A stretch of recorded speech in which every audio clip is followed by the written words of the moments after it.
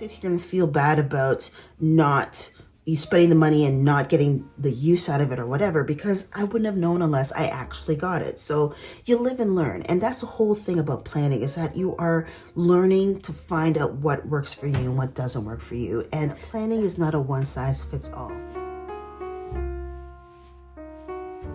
Hello, beautiful peeps of YouTube, and welcome back to the channel. My name is Kat and you're watching Planning Calm. And here in this channel, I love to share with you all the many ways I can help you plan your way to calm and plan a calmer life. I make planning and calm living content. So planning, organization, all the things that you need to plan your life in a calm way, you'll find it here on this spot. And so if you're new here, I would like to welcome you to subscribe to the channel and to give this video a like if you like it, because that really helps out my channel. I am so grateful for the growth and the community that we have here. I thank you so much for being here, for taking time out of your busy schedule to spend time with me. It means so much. Oh, you have no idea. In this requested video, I'm going to do kind of like a planner anti-haul. So these are the planners that I will not be repurchasing. I will not be buying this coming year in 2025. Now, I did not know it was that time of year already. I've just been kind of in school and doing my groove and things like that. And I had no idea that everybody's talking about the planners that they're thinking of getting, plans that they're not getting. So I totally understand why this was requested. So I'm going to dive in today. But before I showcase the planners that I will not be purchasing for 2025, I do want to put out a nice disclaimer. And that is this. Just because I'm showcasing these planners, do not make them bad planners. I repeat, they are not bad planners. They just didn't work for me and my planning needs rather in the year 2024. So these are great planners. I love them, but they just did not work for my needs and my lifestyle in 2024. So please don't think that I'm trying to bash planners and the companies that they represent. They're all awesome and amazing. Like I said, they didn't work for me.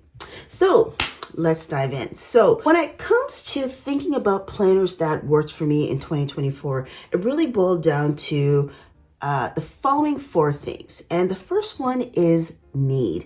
What do I need these planners to do for me? What am I using them for? So for me, what I really needed this year in 2024 was a way to track my journaling. I like to journal. I like to scripture and read my Bible and have a place to put all those things. So I wanted a need for that.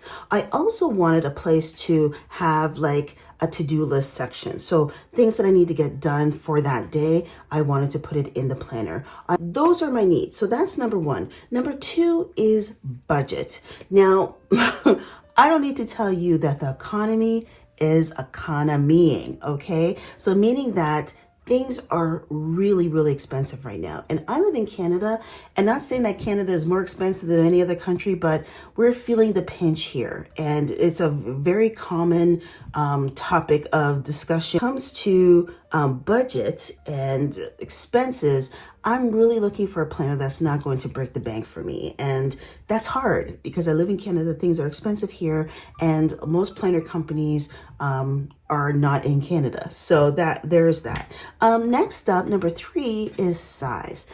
I am in various locations doing various different things, and having a planner that is too large makes it really cumbersome for me to take it with me. So I'm looking for a planner that is kind of easy to go with, easy to travel. I can take it to various locations. If I have an acting gig, I can throw it in my bag and I can go. If I have to meet for a study group, I can throw it there. School group, friends, whatever. I want my planner to be a great size to make it portable. And then lastly is my style. So how do I plan? I plan with, I tend to go through phases. Sometimes I must get it done, get it dirty. I just like the notebook style planners where I can just jot things down on line paper. And then I like to kind of dig into my planner where I'm taking time, I'm relaxing, I'm enjoying a cup of tea, and I'm with my stickers and my washi, and I'm doing all the things. So I need to have some type of versatility when it comes to that. So keeping in mind those four things, need, budget, size, and style, I really had to look at the planners that I had used for this year for various reasons and purposes, and I'm determining whether or not they're working for me. Let's dive in. So the first one here is my Erin Condren, or my EC Daily Duo. Now, I love EC products. I mean, EC, if you're watching and you want to hook up your girl, I would love to work with you. I love EC products. The quality is great. The beauty is remarkable. But unfortunately, this planner did not work for me in 2024. And really, it was about the size. Now, for me, I have a variety of bags that I use and I carry that I like to throw my planner in and go. And although this was only half of a planner, so the Daily Duo actually comes in two books about this size here, and you kind of use one half 1 year and the one half the rest of the year. So like 6 months, it's divided in 6 months. And I just found this too large for my needs. Now, I really love the fact that it is a daily page planner. I love the fact that you have that as an option, but I really needed a little bit more in terms of like a weekly layout, things like that. It just didn't work for my needs this year. And it was mainly because of the size of the planner. I just found it just a tad too bulky. So if I was going on EC, I would try to find a planner that was a little smaller scale in terms of the size, and maybe something that had a little bit more to it. So there's that one. The Hobonichi Cousin. Now this is beat up again. I have the 2023 version. This year, instead of getting the Hobonichi Cousin for 2024, I got the Sterling Ink Common Planner, and I love that planner. I really thought I was going to get a Hobonichi Cousin for 2024, but I didn't. Because I found that although I love the fact that it has everything, it's so comprehensive. It is such a comprehensive planner, you have no idea. So if you want something that's going to fulfill your needs, definitely consider getting the Hobonichi Cousin. However, it didn't work for me because I felt like it was too much. It was just, the style of it didn't vibe with me. I'm not really a fan of the extra lettering and wording on the daily pages, like these things here. I didn't like the layout of the daily pages. I like the fact that there are daily pages, but I just don't like the chatter. I want a planner that's a lot more quiet, because again, I use planning to be calm. I got a lot going on. I got a lot of stress in my life for various reasons. Nothing like crazy or, oh my gosh, but life is stressful. I don't want to read any gobbledygook to distract me from what I need to do with my planners when I'm in them. So I don't like that aspect of it. I want a calmer planner. And also this is so silly, but for me, it was really about the style of it. I did not like how every page was dated. For me, it really stresses me out when I don't have the ability to complete the daily pages. I know.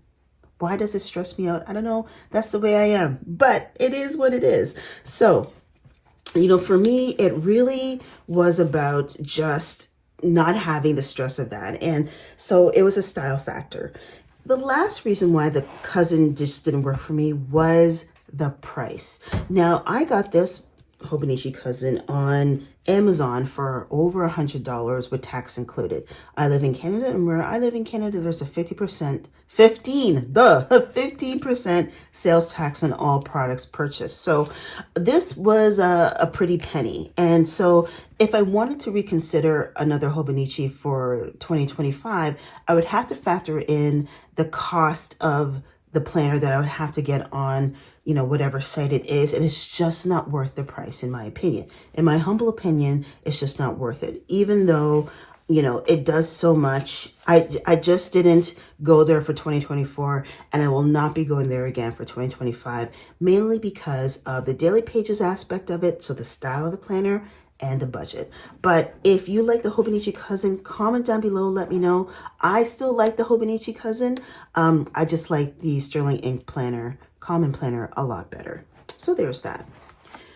And finally, folks, and this was a shock even to me, and don't come for me in the comments because I have raved about this planner, this next planner. I made videos about it. I was so excited to get it. But when I am using this planner that I'm about to show you, it just didn't work.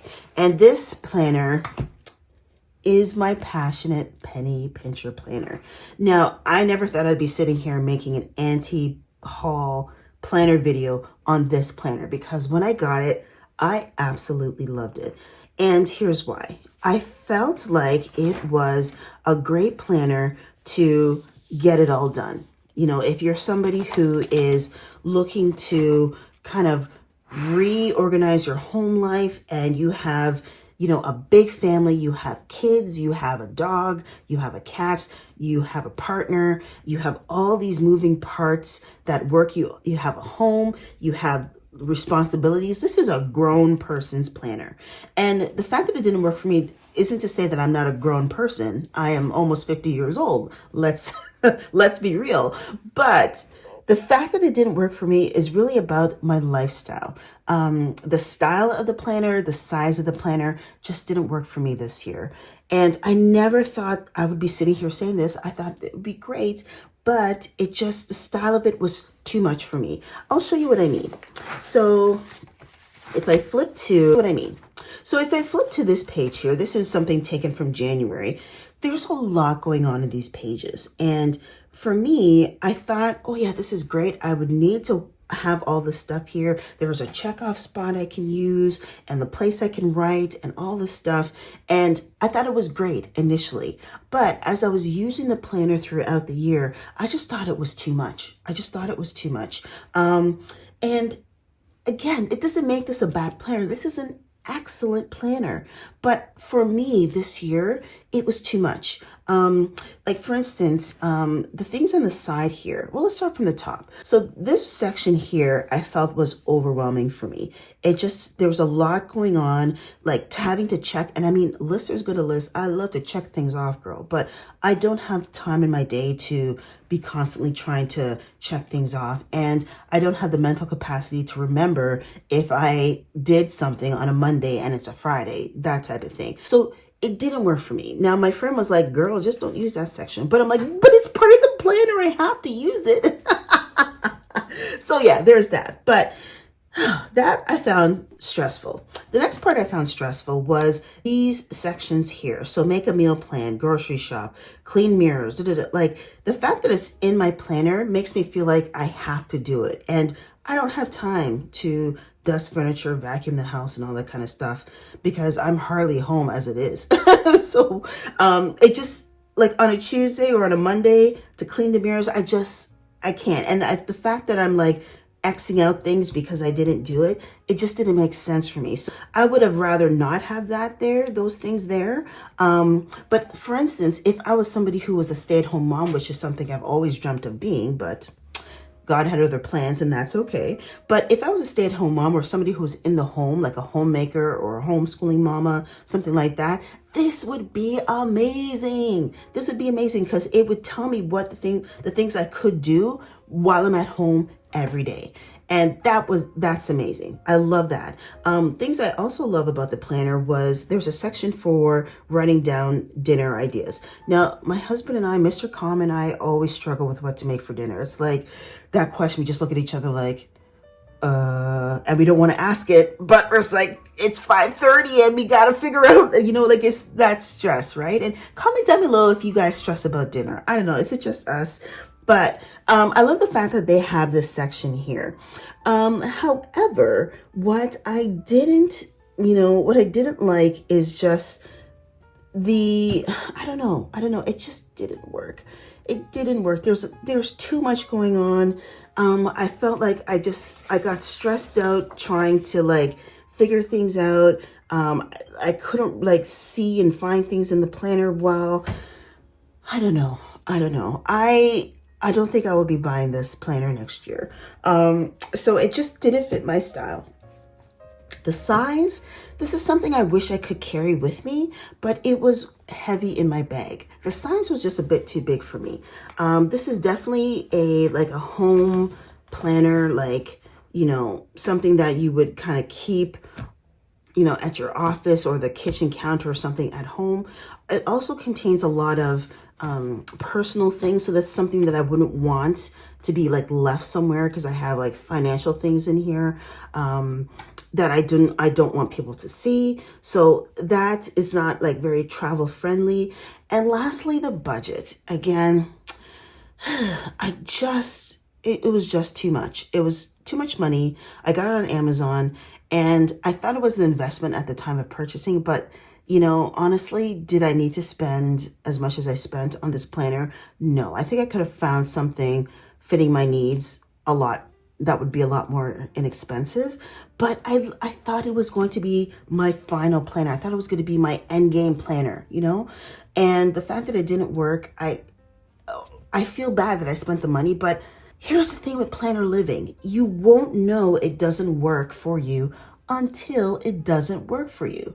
That's the name of the game, right? And I can't sit here and feel bad about not spending the money and not getting the use out of it or whatever, because I wouldn't have known unless I actually got it. So you live and learn. And that's the whole thing about planning, is that you are learning to find out what works for you and what doesn't work for you. And that's okay. And so I highly encourage you, when it comes to trying to pick a planner for 2025, I won't be picking the Passion Penny Pitching Planner for 2025 or for next year, because it just didn't suit my needs.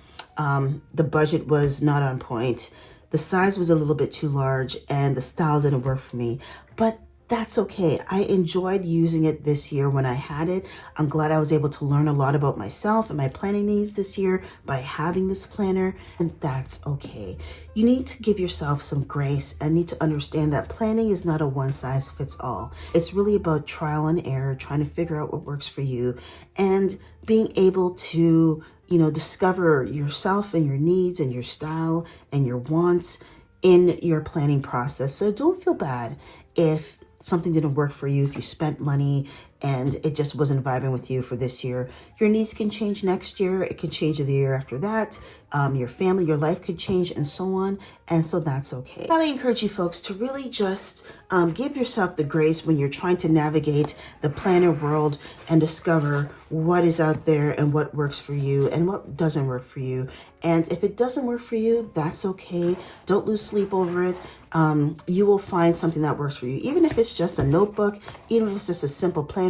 And just because these planners didn't work for me this year does not mean it won't work for you. So if there's anything that you saw that you would like, comment down below and let me know that, you know, if the hobonichi weeks works for me and you got some tips on it, share them down below. If you have a cousin and you found a way to make it work for you, share it down below. If you have the PPP planner and it worked for you, share it down below, because we're all here to learn from each other, to grow, and to build a calmer life together. So share your knowledge in the comments and we can all learn from each other. So thank you so much for being here, my friends. If you like this video, don't forget to give this video a thumbs up, and don't forget to give this video a like and a subscribe if you like it, and I will catch you back here in the next planner video. So take care, be well, be blessed, my friends, and as always, thanks so much for watching. Take care, my friends.